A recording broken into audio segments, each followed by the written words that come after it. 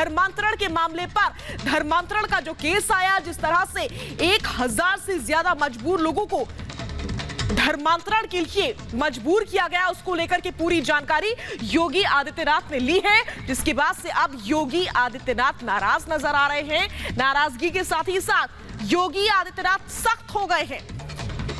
आरोपियों के खिलाफ सख्त कार्रवाई के निर्देश दे दिए गए हैं। योगी आदित्यनाथ की ओर से एनएसए के तहत कार्रवाई के आदेश दिए गए हैं योगी आदित्यनाथ की ओर से। और इतना ही नहीं, आरोपियों की संपत्ति जब्त करने का भी आदेश दिया गया है।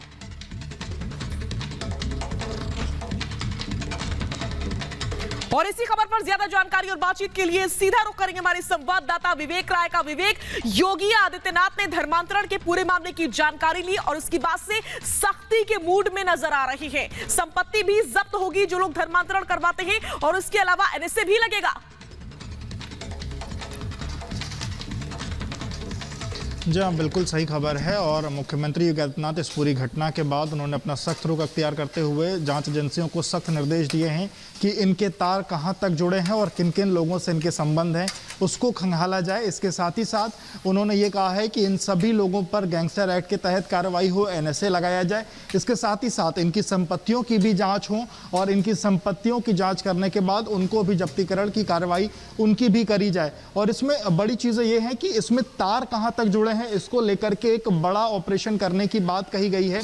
उसमें यह कहा गया है कि इन दोनों से सख्ती से पूछताछ की जाए, इनकी पीसीआर ली जाए। पुलिस कस्टडी रिमांड मिलने के बाद अगर इनसे पूछताछ होती है तो फिर कहां तक इनके तार जुड़े हुए हैं, उस पर सख्ती से जांच होनी है। और उसके बाद, क्योंकि तकरीबन 1000 की तो डिटेल फिलहाल मिल गई है, लेकिन और कितने लोग जुड़े रहे हैं इनसे, या और किन लोगों का इन लोगों ने दिमाग चेंज करके उनका धर्म पर परिवर्तन कराया है। जैसे कि कानपुर की घटना का आपको मैं जिक्र करूं कि जैसे जो तमाम लोगों का माइंड वॉश करके उनका जो धर्म परिवर्तन कराया गया, वो उन लोगों के व्यवहार में प्रॉपर्ली चेंजेस आ गए, उनके पास प्रॉपर्ली फंडिंग हो रही थी। तो ये तमाम ऐसे एंगल हैं जिसको लेकर के यूपी पुलिस लगातार अभी जो यूपी एटीएस अपनी पूछताछ। और विवेक, जानकारी तो ये है कि ना सिर्फ लोगों को बहलाया फुसलाया गया, बल्कि इसके साथ ही साथ उनको मजबूर भी किया है। विदेशी संपर्क भी हुआ है उन लोगों के साथ में।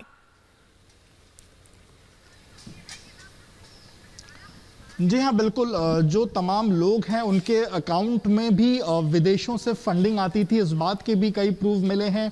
जो कानपुर का ही लड़का था, उसके अकाउंट में हर महीने किसी खाड़ी देश से 7000 रुपए आते थे। इसी तरीके से जो इस्लामिक दावा सेंटर है, उसके पास तमाम विदेशी अलग अलग अकाउंट से फंडिंग आती थी विदेशी देशों से।